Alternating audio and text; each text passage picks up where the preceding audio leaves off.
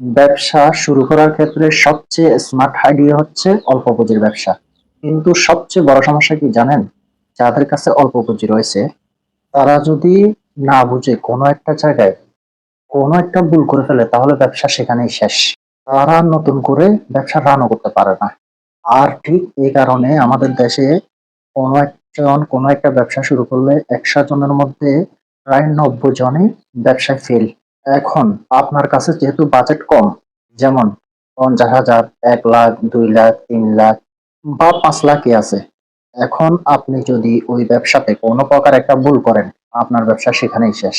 আপনি যেহেতু কম পুঁজি দিয়ে ব্যবসাটি করবেন, আপনাকে জানতে হবে আসলে ওই ৯০% মানুষ বিজনেসে কোন জায়গায় ভুল করে।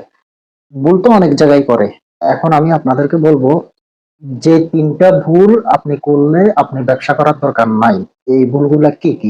নাম্বার 1, যেটা আপনাকে খেয়াল রাখতে হবে, আপনার ব্যবসার জন্য সঠিক পরিকল্পনা। আপনি সঠিক একটা পরিকল্পনা করুন। আপনি আপনার ব্যবসা শুরু করার আগে সঠিক একটা প্ল্যান করুন। নাম্বার 2, বাজেটের বুদ্ধিমত্তা। বেশিরভাগ মানুষ এই ভুলটি করে। তার কাছে যা পুঁজি আছে, যে পুঁজি দিয়ে ব্যবসাতে নামে, ওই ব্যবসার টাকা সবগুলাই ব্যবসাতে ইনভেস্ট করে ফেলে। দেখেন, আপনি যখন নতুন একটা ব্যবসা শুরু করবেন, আপনার ১ মাস, ২ মাস, ৩ মাস পরে আপনার ব্যবসাতে একটা না একটা সমস্যা আসবে।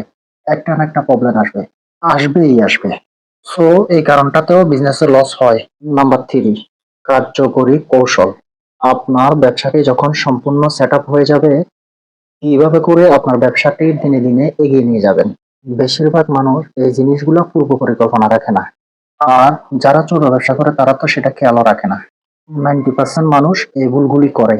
যাই হোক, আপনাকে কম পুঁজিতে কোনো ব্যবসা করতে হলে আপনাকে ৬টা জিনিস খেয়াল রাখতে হবে।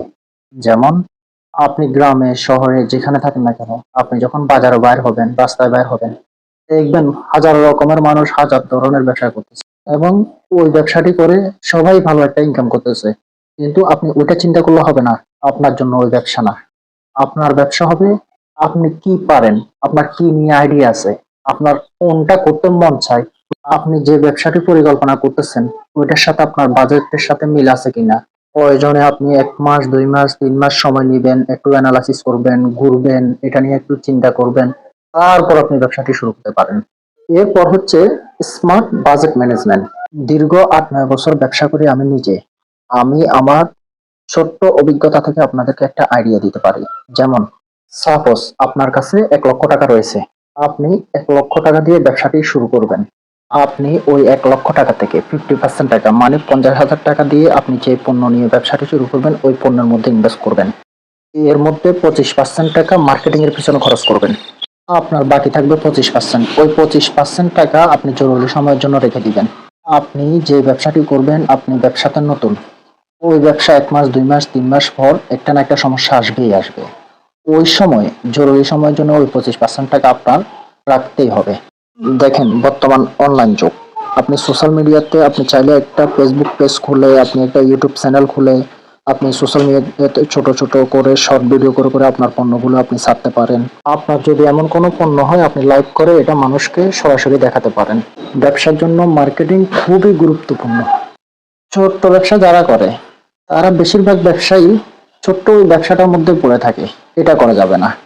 আপনি ব্যবসাটা হয়তো ছোট করতেছেন, দেখেন আপনার ওই সেক্টরে অনেক বড় জায়ান্টরা রয়েছে।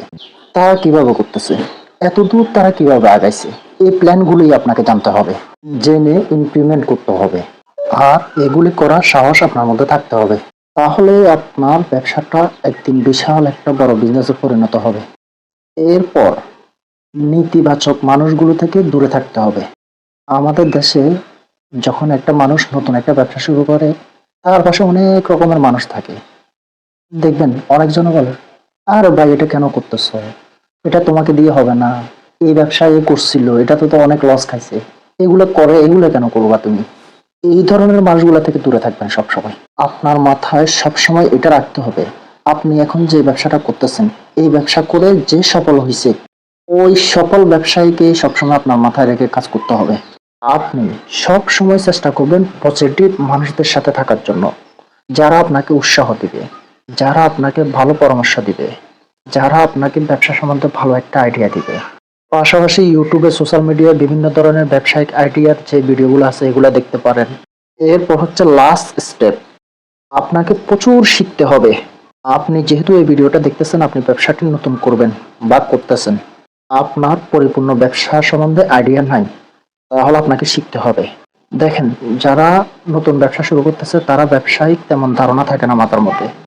যখন 2 বছর, 3 বছর, 5 বছর যায় তখন মোটামুটি একটা ব্যবসায়িক ধারণা চলে আসে, তার মধ্যে ব্যবসায়িক একটা নলেজ চলে আসে, তখন তার লস করার সম্ভাবনা থাকে না আর। তাই বলছি, আপনাকে শিখতে হবে, জানতে হবে। আপনি যত জানবেন ততই স্ট্রং হবেন। সো এটাই হচ্ছে আজকের ভিডিও। আমার এই ছোট্ট ক্ষুদ্র জ্ঞান থেকে যতটুক আমার আছে তার থেকে আপনাদেরকে ব্যবসায়িক আইডিয়াটা দেওয়ার চেষ্টা করলাম। ভিডিওটি যদি ভালো লাগে চ্যানেলটি সাবস্ক্রাইব করবেন, আর আমার চ্যানেলে বিভিন্ন ধরনের ব্যবসায়িক আইডিয়া আছে, ঘুরে দেখতে পারেন। আসসালামু আলাইকুম রহমতুল্লাহ বারকাতুহ।